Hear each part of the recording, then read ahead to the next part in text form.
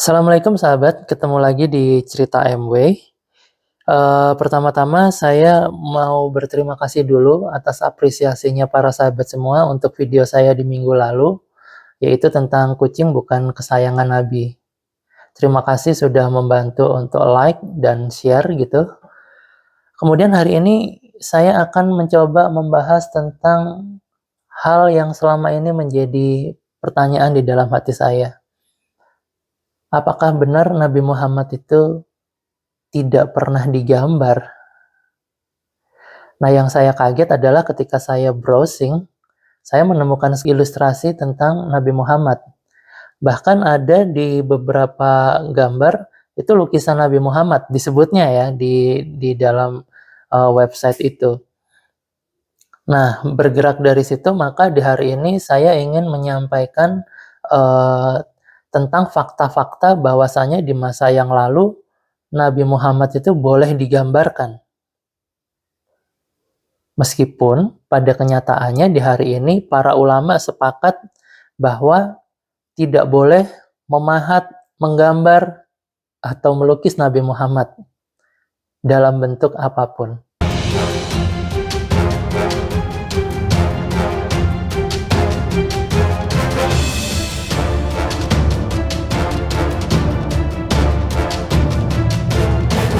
Nah, sahabat semua, meskipun kita tahu di hari ini para ulama sepakat untuk tidak melakukan penggambaran, habis itu memahat atau melukis Nabi Muhammad, tapi fakta sejarahnya di masa lalu, Nabi Muhammad ini pernah digambar. Atau ada orang yang pernah melihat gambar itu, adalah 2 orang utusan dari Abu Bakar As-Siddiq. 2 orang utusan ini disuruh ke Bizantium atau kerajaan Romawi Timur pada waktu itu untuk menemui Kaisar Heraklius.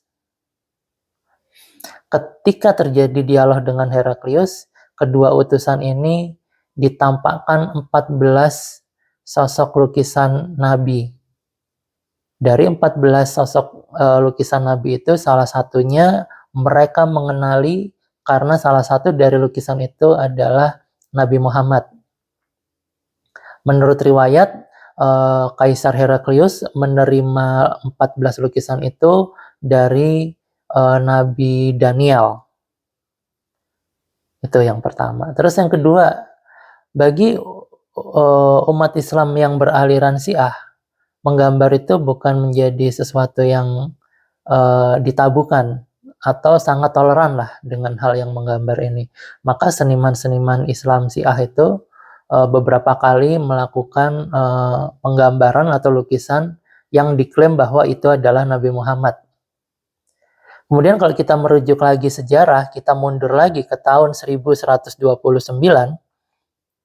atau tepatnya 1126, ada buku seri sejarah Persia yang berjudul Majmu' al-Tawarikh wa al-Qasas. Dalam buku itu banyak sekali terdapat ilustrasi tentang Nabi Muhammad dengan wajah yang cukup jelas. Kemudian ada juga ilustrasi Nabi Muhammad pada roman Persian atau roman Persia yang berjudul Warqah and Gulsas.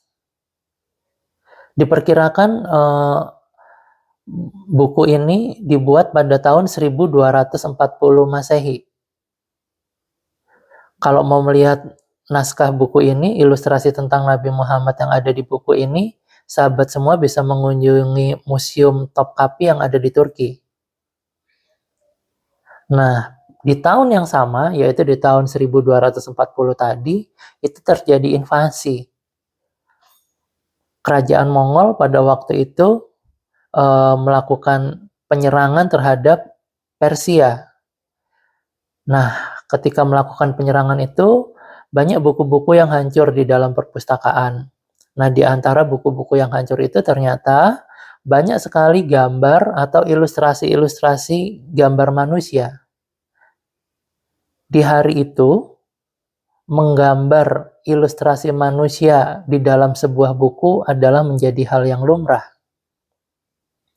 Hal itu bisa kita lihat dari buku-buku yang ada di perpustakaan Persia tadi. Jadi mulai abad ke-8 manusia itu sudah sangat lumrah gitu dalam menggambar manusia di buku yang akan dibuatnya, baik itu buku bidang kedokteran, sains, sejarah gitu. Apalagi pada waktu zaman kerajaan Abbasiyah.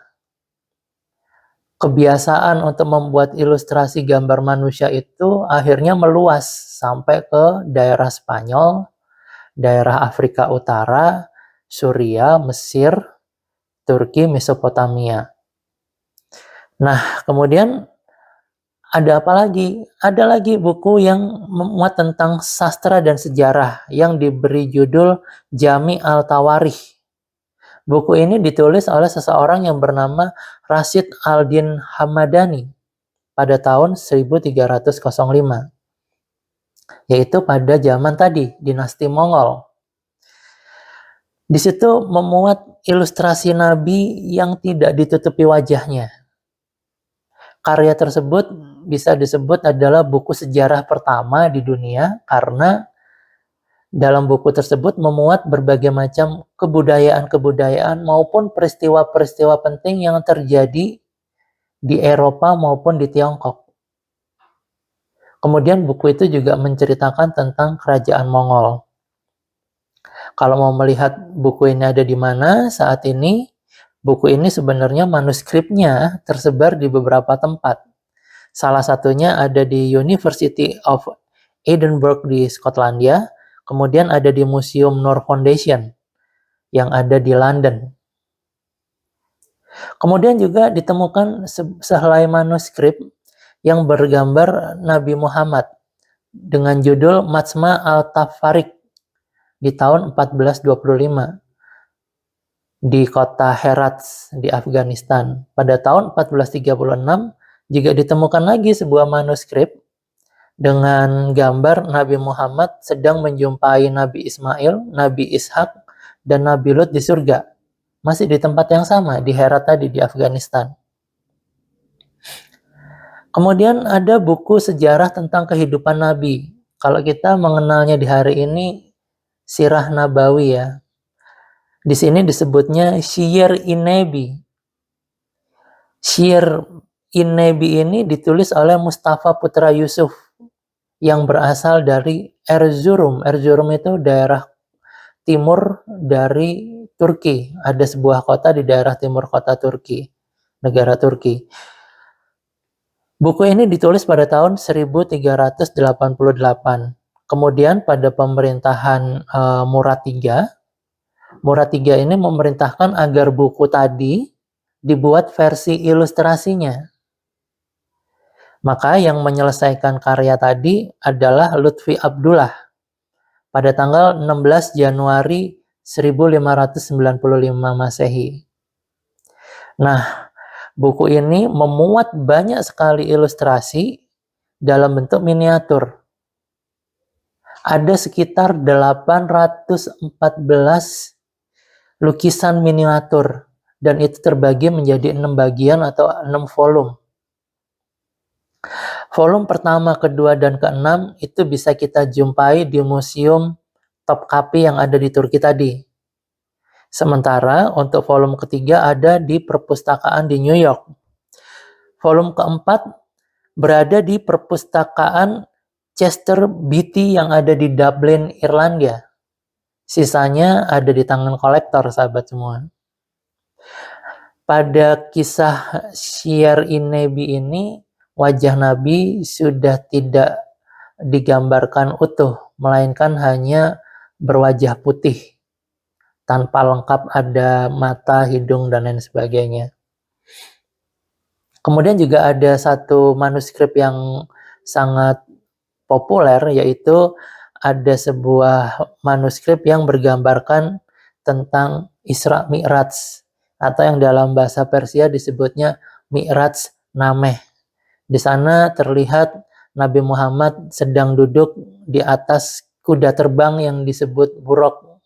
Kemudian juga terjadi dialog antara Nabi Muhammad dengan nabi-nabi sebelumnya sampai akhirnya bertemu dengan Tuhannya. Menjadi pertanyaan buat saya, kenapa pada era itu, era 13 sampai 15 Masehi itu, banyak sekali para cendekiawan, tokoh agama, atau ulama-ulama pada waktu itu melukis Nabi Muhammad, walaupun dalam bentuk ilustrasi. Akhirnya saya mencari literaturnya, dan saya menemukan sebuah jawaban yang menurut saya masuk akal. Karena pada era itu, Islam dengan aliran Sufisme sangat kuat. Orang-orang Sufisme ini cenderung lebih ke menangkap sebuah esensi dibanding aturannya itu. Contoh misalnya, bagi mereka menggambar Nabi Muhammad itu sah-sah aja, nggak ada pelarangan karena memang tidak ada. Yang dilarang itu adalah ketika kita mengkultuskan atau menuhankan Nabi Muhammad, karena itu masuknya menjadi musyrik. Atau kita menempatkan Nabi Muhammad secara berlebihan, itu juga tidak boleh. Makanya sahabat semua, di hari ini sering terjadi perbedaan tafsir, yaitu tergantung orang yang menafsirkan ya. Misalnya ada yang bilang bahwa berwudu ketika bersentuhan dengan yang bukan muhrim wajib berwudu lagi. Namun ada sebagian yang berpendapat kalau hanya bersentuhan tapi tidak menimbulkan syahwat ya tidak apa-apa. Karena esensinya itu di syahwatnya. Bersuci itu adalah bersuci dari bentuk syahwat atau pikiran-pikiran yang tidak baik. Itu esensi dari berwudu. Dan dua pendapat ini tetap lestari sampai di hari ini. Itu yang kita tahu ya. Nah, kemudian juga orang-orang sufi itu juga menilai misalnya ada ayat 29 ayat 45 kalau nggak salah Al-Ankabut, bahwa sholat itu mencegah dari perbuatan keji dan mungkar. Orang-orang sufi berpendapat percuma kalau kamu sholat tapi kamu masih mempunyai pemikiran-pemikiran atau sifat-sifat yang keji dan mungkar. Jadi orang-orang sufi lebih suka ke yang esensinya. Makanya ketika mereka menggambar sosok Nabi Muhammad secara ilustrasi tadi, itu tidak dalam rangka menyembah. Gitu ya. Nah, tapi dengan seiring berkembangnya zaman, terjadi pro kontra yang sangat kuat tentang penggambaran sosok Nabi Muhammad ini. Makanya akhirnya lambat laun kalau yang tadinya di abad ke-13 sampai 15 itu sangat banyak kita temukan ilustrasi tentang Nabi Muhammad, kemudian lama-lama sudah mulai ada sensor ya. Muka dari gambar ilustrasi Nabi Muhammad itu biasanya tidak dilengkapi apapun atau hanya berwarna putih. Atau disensor lah ya tepatnya. Kemudian kesini-sininya kalau kita lihat di berbagai macam literatur, buku, biasanya hanya berbentuk cahaya gitu ya. Nah, itu yang terjadi di hari ini. Terus bagaimana pendapat saya mengenai kejadian ini? Yang pertama, menyikapi tidak boleh digambarnya Nabi Muhammad di hari ini sebenarnya tidak ada satupun ayat di Al-Quran maupun hadis yang melarang tentang hal itu. Namun, ya, para ulama beristihad dengan berdasarkan hadis-hadis, fatwa-fatwa atas asas mudarat atau tidaknya ketika terjadi penggambaran sosok Nabi Muhammad. Dan ternyata dinilai lebih banyak mudaratnya. Salah satu yang menjadi dasar dari ijtihad itu adalah sebuah hadis dari hadis riwayat Bukhari dan Muslim, yaitu mereka itu apabila ada orang soleh atau hamba yang soleh meninggal, mereka bangun di atasnya kuburan, kemudian sebuah tempat ibadah, dan mereka membuat di dalamnya gambar-gambar, dan mereka itu sejelek-jeleknya makhluk di sisi Allah. Ini yang menjadi salah satu landasannya kenapa para ulama sepakat untuk tidak boleh menggambar Nabi.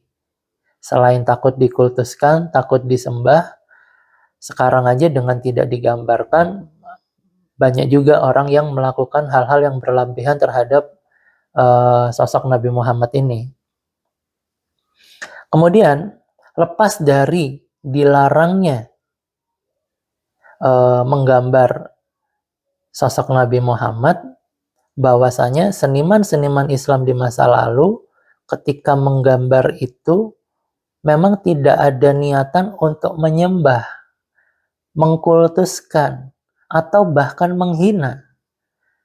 Jadi orang-orang di era abad ke-13 sampai ke-15 itu tadi, itu lebih ke seni, keindahan, dan menjadikan ilustrasi itu bagian dari edukasi untuk menyampaikan sejarah.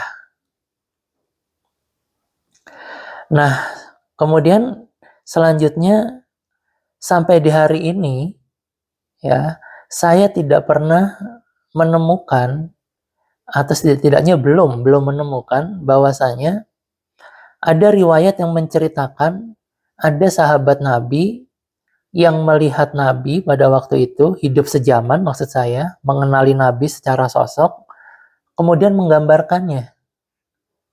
Kemudian gambar itu tersimpan dan bisa terdokumentasikan dengan baik. Nah, karena kita tidak menemukan riwayat itu, maka kalau ada orang yang mengklaim menggambar Nabi di hari ini, bagaimana kita bisa tahu kalau itu memang Nabi Muhammad? Sedangkan yang original aja, orang-orang yang hidup satu zaman dengan Nabi aja tidak pernah menggambarnya. Jadi, saya bisa menyimpulkan kalau ada orang yang bisa menggambar Nabi Muhammad di hari ini, sudah pasti itu sebuah kebohongan. Karena ketika dia menggambarnya dengan asumsi dan hayalan atau fantasi gitu ya. Nah, kalau dia sudah menggambar dengan fantasi dan hayalan, maka yang dia perbuat adalah sebuah kebohongan tentang sosok Nabi Muhammad. Oleh sebab itu, segala ilustrasi atau gambar atau lukisan yang disematkan kepada Nabi Muhammad di hari ini, kita wajib mengingkari. Karena memang tidak ada satupun yang bisa melakukan itu. Nah, baru-baru ini cukup ramai ada sebuah tabloid satir, namanya juga satir gitu ya, yang melakukan penggambaran karikatur yang diduga itu adalah lukisan karikaturnya Nabi Muhammad. Bagaimana kita menyikapi itu? Simple. Kita menyikapinya dengan tidak mengakui bahwa itu adalah gambar, karikatur, atau ilustrasi Nabi Muhammad. Selesai. Kenapa? Karena nggak ada yang tahu bentuk aslinya. Jadi sebenarnya kita tidak perlu marah-marah untuk mengenai hal yang seperti itu. Terakhir saya berharap kita ini menjadi umat Islam yang memiliki kemandirian berpikir, sehingga dalam menyikapi segala sesuatu, kita bisa bersikap lebih bijak dan tidak emosional. Saya rasa sampai di sini dulu sahabat, karena sebentar lagi Jumatan. Terima kasih sudah menyimak cerita MW. Saya Wiwit pamit. Wassalamualaikum warahmatullahi wabarakatuh.